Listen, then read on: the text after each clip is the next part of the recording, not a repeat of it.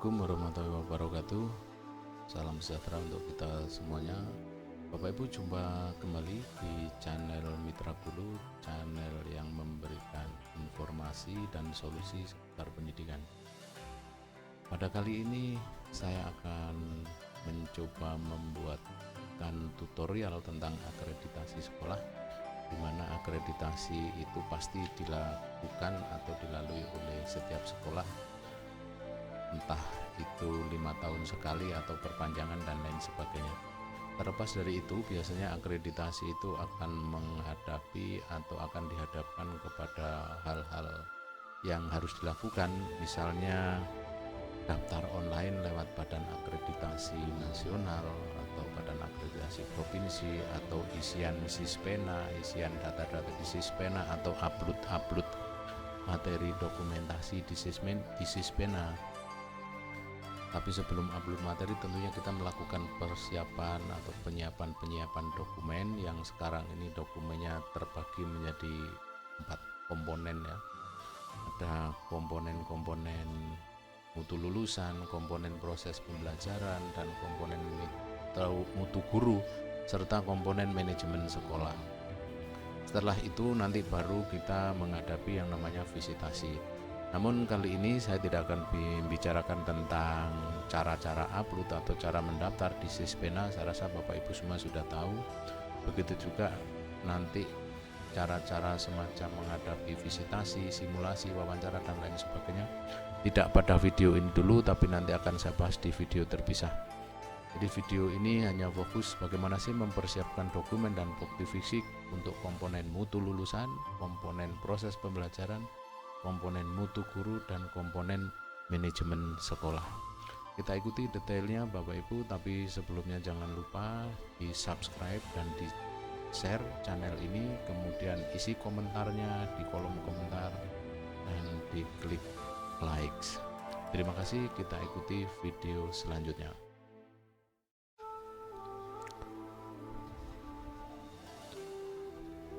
Akreditasi adalah kegiatan penilaian sekolah secara sistematis dan komprehensif melalui kegiatan evaluasi internal dan evaluasi eksternal, yaitu visitasi, untuk menentukan kelayakan dan kinerja sekolah.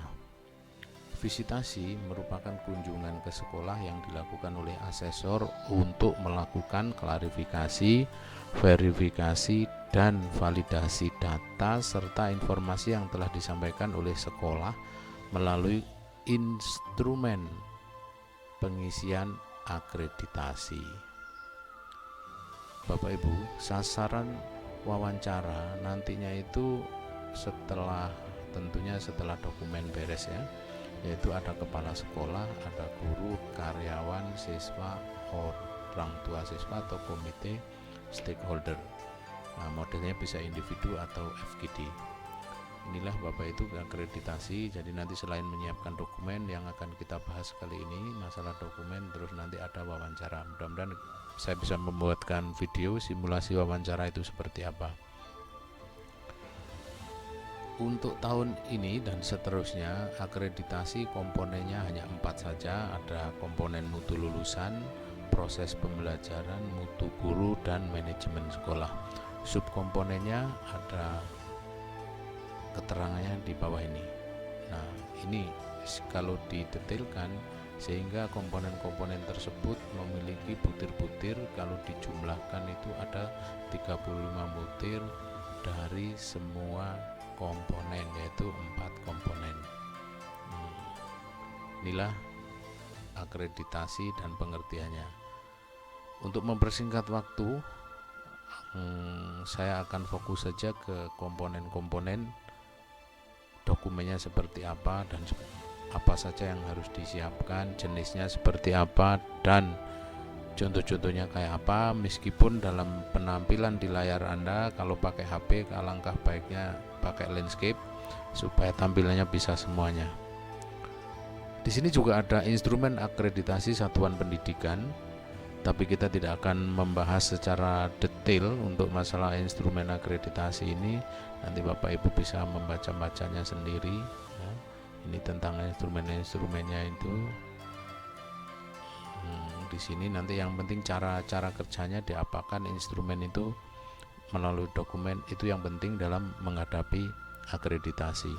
Ada juga kebijakan akreditasi, baik dari kebijakan dari Badan Akreditasi Nasional maupun Badan Akreditasi Provinsi. Kita akan fokus dulu, mengingat ini videonya durasinya harus dibuat singkat padat.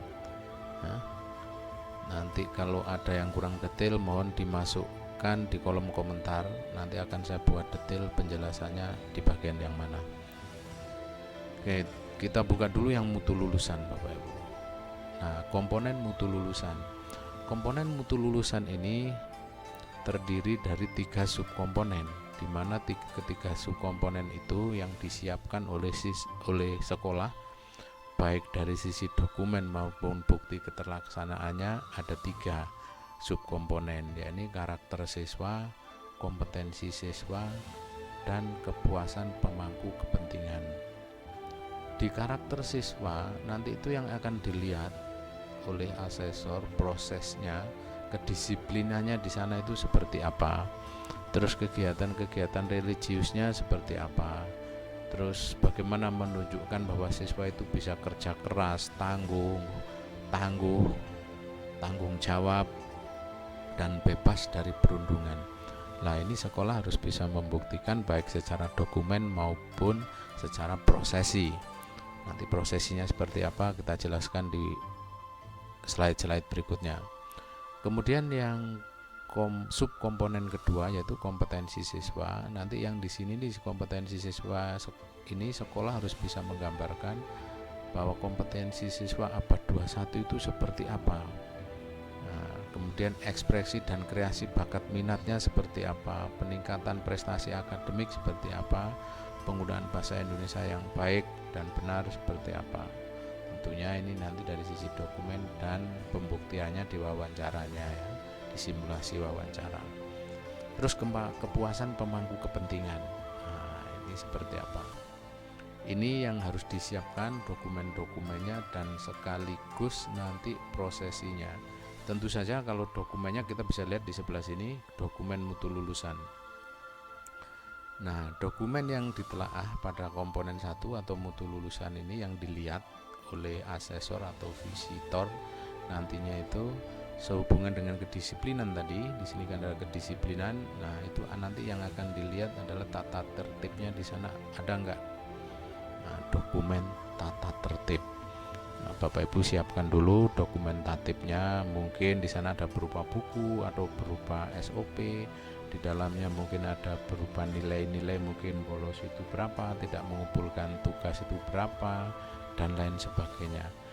Ada apa namanya ya, macam penalti macam gitu. Nah, kebetulan dokumen yang lainnya yaitu yang dilihat nanti di mutu lulusan ini adalah jurnal harian guru. Nah, ngisi jurnalnya seperti apa di kelas itu. Nanti Bapak Ibu kumpulkan itu, dilihat-lihat lagi. Itu nanti akan ditanyakan. Terus catatan guru pembimbing atau wali kelas atau guru BK, gimana catatan-catatannya. Oke, kemudian poster afirmasi atau foto-foto kegiatan siswa, posternya ada enggak, atau foto-fotonya. Nah, itu nanti dikumpulin dalam satu map di mutu lulusan ini. Begitu juga dengan ada catatan guru mata pelajaran. Jadi setiap guru harus punya catatan-catatan di buku notes lah atau buku apa gitu. Yang penting catatan-catatan mengenai mata pelajaran, boleh mengenai deskripsi, mungkin mengenai umpan balik, macam-macam gitu. Terus ada catatan guru agama. Nanti kan ada kegiatan religi di sini. Gimana guru agamanya mencatat atau ada laporan tentang kegiatan religi siswa. Begitu juga dengan aktivitas kerohanian dan laporan kegiatan keagamaan. Nah, ini jadi satu bisa. Yang nomor 8 dokumennya yaitu perangkat pembelajaran, barangkali ada KKM yang perlu disiapkan, silabus, RPP, dan lain-lain. Nanti mengenai silabus, RPP-nya mata pelajaran apa saja, yang standar minimalnya yang harus ada, nanti kita lihat di lampiran atau slide berikutnya. Kemudian pastikan ada pajangan hasil kerja siswa atau kreasi seni dan budaya siswa. Mungkin ada foto-foto hasil pajangan siswa, kreasi seni siswa, hasil melukis, hasil menggambar, dan lain sebagainya. Yang ke-10, untuk mutu lulusan, dokumen yang diperlukan adalah dokumen pencegahan dan penanganan perundungan atau bullying.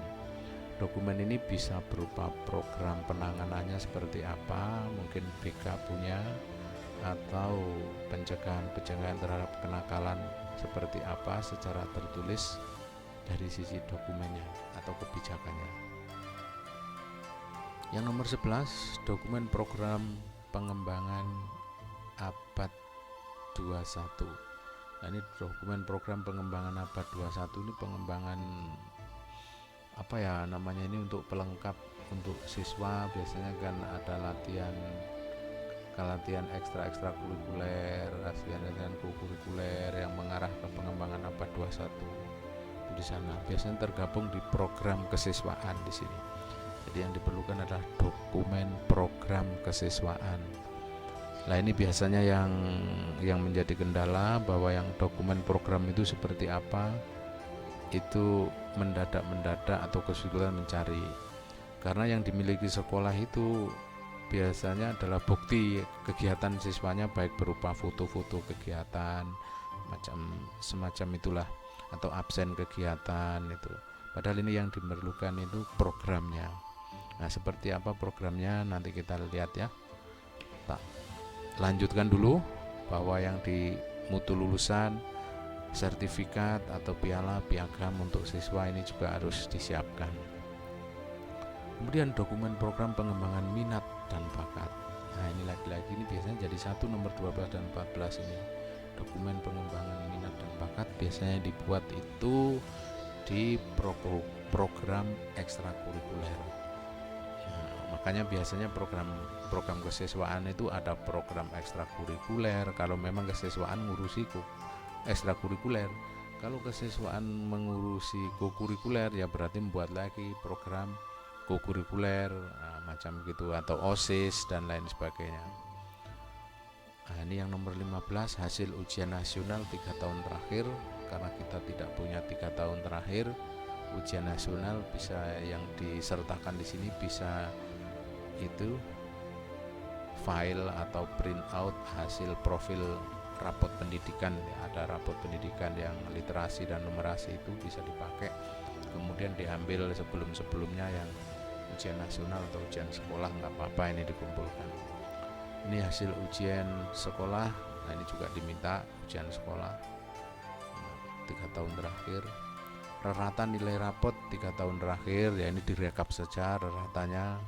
Kalau pelaksanaannya tahun 2022 ini nanti yang diminta nilai rapotnya 3 tahun terakhir, rapot tahun 2022 tahun ini yang sedang berjalan, bisa rapot semester ganjil atau semester genap nanti. Kemudian bisa tahun 2021 dan 2020. Oke. Terus data lulusan yang diterima di jenjang berikutnya, ini yang masuk SMA, yang masuk SMK, itu ada data-datanya. Terus buku catatan siswa. Buku catatan siswa itu barangkali ada buku-buku semacam penghubung siswa atau contoh-contoh buku kerja siswa gitu. Nah, ini contoh tugas-tugas siswa. Nah, semacam seperti. Oke, selanjutnya kita ke komponen 2, yakni proses pembelajaran. Nah, di komponen 2 Bapak Ibu, di proses pembelajaran ini memiliki subkomponen pertama yaitu kualitas pembelajaran. Di kualitas pembelajaran ini nanti yang di bukti fisiknya yaitu RPP yang bercirikan hot. Masih ingat kan RPP yang bercirikan hot? Artinya apa? Artinya dokumen yang dikumpulkan atau yang akan disodorkan, akan diberikan ke asesor, itu benar-benar RPP yang sudah integrasi hot. Begitu juga yang dikumpulkan di Sispena yang diupload. Terus nanti juga bukti fisiknya ada penilaian proses. Penilaian proses itu adalah penilaian sikap. Seperti apa penilaian sikap itu? Nanti kita buka contohnya. Kemudian ada pelaksanaan remedial dan pengayaan, bagaimana membuktikan secara dokumen. Terus subkomponen yang kedua dari komponen proses pembelajaran ini adalah iklim belajar di kelas. Iklim di sini adalah bagaimana sih antusias siswa saat belajar dan budaya literasi dalam pembelajaran. Selain ini nanti yang dilihat adalah dokumennya, nanti akan dilihat prosesnya, proses keterlaksanaannya seperti apa. Ya berarti nanti akan ada kunjungan kelas untuk melihat Bapak Ibu guru saat mengajar, akan dilihat oleh tim visitasi atau asesor. Komponen yang ketiga, subkomponen yang ketiga dari komponen proses pembelajaran adalah pemanfaatan Satpras untuk penunjang proses pembelajaran, yaitu bagaimana mengambil atau memanfaatkan berbagai sumber atau media pembelajaran. Ini Bapak Ibu yang untuk yang kedua, komponen proses pembelajaran. Kita lihat di dalam proses pembelajaran ada keterangan data-data dokumen apa saja yang dibutuhkan. Nah, ini Bapak Ibu yang dibutuhkan adalah yang pertama, RPP bercirikan hot. Nah, RPP yang bercirikan hot itu yang seperti apa? Yang sudah terintegrasi ya di sana. Nanti kita lihat seperti apa contohnya.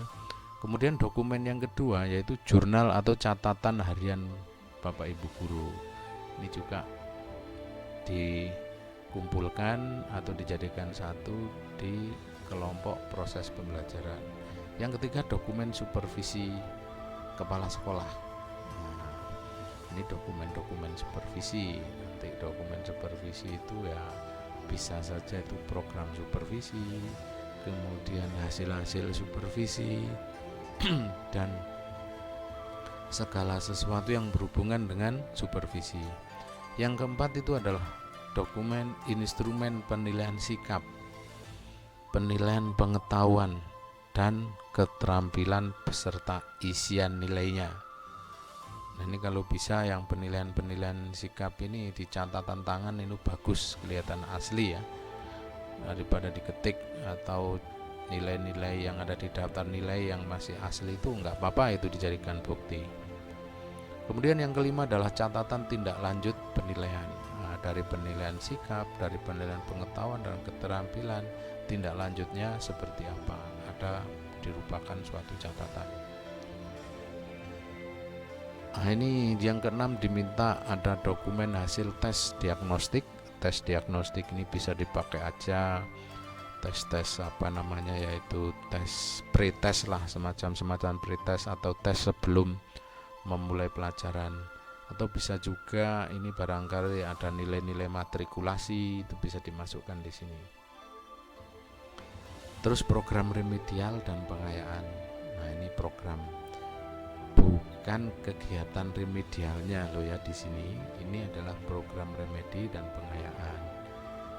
Ini biasanya yang dilampirkan di sini adalah foto atau jadwal remedial. Nah, padahal ini yang diminta programnya. Kemudian yang kedelapan adalah bukti pelaksanaan remedial dan pengayaan. Buktinya yaitu ada nilai, ada daftar hadir siswa.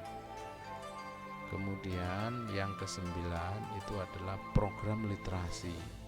Nah, ini bagaimana membuat contoh-contoh, atau bukan membuat contoh ya, program literasi yang dulu sudah dibuat, yang Bapak Ibu mungkin pernah melakukan pelaksanaan kegiatan literasi. Ada yang literasi pembiasaan, literasi pengembangan, ada literasi pembelajaran. Itu kan keterangan literasi dulu waktu ada gerakan literasi disarankan seperti itu. Nah, yang literasi pembiasaan ada sekolah itu yang melaksanakannya itu sebelum pelajaran atau sesudah pelajaran minimal 15 menit. Nah, itu programnya. Setelah itu ya di dalam program tentu saja dilampiri bukti-bukti kegiatan anak-anak berliterasi. Kebanyakan di sini kelemahannya yang disampaikan adalah, atau yang dimasukkan di dalam map atau kumpulan dokumen proses pembelajaran ini adalah foto-foto kegiatan anak-anak berliterasi atau membaca. Itu juga bisa dikumpulkan itu untuk pendukung, tapi alangkah baiknya ada programnya. Yang ke-10 adalah bahan bacaan yang tersedia di kelas. Bahan-bahan bacaan yang tersedia di kelas biasanya di pojok-pojok kelas itu untuk berliterasi itu apa saja. Di situ bisa dibawa, di situ ditumpuk dijadikan satu untuk kelompok ini atau difoto ya. Terus daftar peminjaman buku di perpustakaan sebagai bukti anak-anak melakukan literasi. Kira-kira apakah ada di sana kerjasama dengan teman-teman dari perpustakaan, dipinjam dulu, dimasukkan di sini. Oke, yang ke-12 adalah dokumen sarpras yang bisa digunakan dalam pembelajaran. Nah, dokumen sarana prasarana ini apa yang bisa digunakan untuk pembelajaran? Ini dokumennya loh ya, bukan alatnya. Bisa juga sih alat-alatnya di sarpras itu yang bisa digunakan ke dalam pembelajaran. Enggak harus dokumen tulisan maksudnya. Sarpras di sini apa ya, kalau di dokumentasi sarpras mungkin alat-alatnya mungkin ya, atau foto-fotonya, kamera atau apa punyanya sarana prasarana. Terus tata tertib pemanfaatan sarpras. Nah, ini anjuran atau larangan berupa, maksudnya bisa berupa tata tertib. Barangkali sarpras menggunakan laboratorium bahasa atau laboratorium IPA, tatipnya seperti apa di situ. Nah, itu dokumen-dokumen sebagai salah satu cara untuk nomor 13 ini. Jadi ada minimal 13 dokumen Bapak Ibu yang untuk proses pembelajaran ini. Nah, nanti kita lihat dulu contoh-contohnya, atau kalau tidak keburu sekarang aja coba kita lihat RPP-nya ya. Yang utama itu RPP dulu tadi, yang di sini kan yang RPP biasanya yang jadi apa ini namanya ya, jadi faktor yang lama pengumpulannya, pinjem RPP yang bercirikan hot dari teman-teman guru ini. Nah, itu contoh dokumen RPP-nya misalnya seperti ini. RPP-nya salah satu saja ya, karena ada banyak, kita tampilkan dulu. Nah, ini misalnya rencana pembelajaran SMP IPA, topiknya objek IPA 6 kali pertemuan. Nah, di sini yang RPP bercirikan hot itu ingat ya, hot itu high order thinking skill, yang dimana kompetensinya atau kognitifnya itu ada C1, C2, C3, C4, C5, C6. Nah, atau level C1, C2, C3, 4. Ada yang menyebutkan atau menjelaskan, itu mungkin C1, C2. Nah, di sini sudah ada komponen atau kompetensi yang ada di C4 atau C5, mengkonversi, menganalisis, menguraikan. Nah, ini yang hot, yang merah-merah ini yang hot. Sudah C456 menyebutkan, ini termasuk C2 atau C1 ya. Nah, ini yang kelompok pengetahuan, ini kelompok KI3, karena yang diminta ini adalah data RPP yang bercirikan hot itu bisa jadi yang RPP yang masih kurikulum 2013. Oke. Nah, ini yang di sini yang kuning-kuning ini juga untuk keterampilan. Nah, ini melakukan pengukuran, menyajikan, ini masih melakukan menyajikan, ini yang keterampilan. Baik yang pengetahuan maupun keterampilan ada hotnya. Nah, sedangkan yang ini tujuan pembelajaran di hijau ini, hijau ini, bukan biru, hijau ya, maaf. Ini melalui kegiatan saling mengamati ciri-ciri fisik teman dan mengamati berbagai daun, peserta didik dapat mengenali dan mengagumi keteraturan makhluk ciptaan Tuhan. Nah, ini dimasukkan unsur-unsur selain hot, yaitu integrasi PPK, karakter. Nah, ini karakter cinta terhadap Tuhan. Nah, itu karakter terhadap cinta sesama makhluk. Nah, itu dibuktikan dengan RPP-nya itu ada di tujuan pembelajaran di pertemuan 1 dan pertemuan berikutnya itu ada semacam itu. Oke, terus berikutnya lagi, contohnya lagi yang dimasukkan di tujuan pembelajaran RPP-nya. Nah, ini ada melalui kajian pustaka, topik materi bla bla bla bla. Ini maksudnya peserta didik dapat menyebutkan objek apa. Nah, ini maksudnya adalah integrasi RPP literasinya masuk. Jadi dalam RPP itu nantinya itu yang dikumpulkan yang lengkap, ada HOT-nya, ada literasinya, terus ada sikap atau karakter. RPP berbasis karakter, baik RPP ada HOT-nya, karakter maupun literasi, itu masuk. Begitu juga di pertemuan 2 di sini masih ada.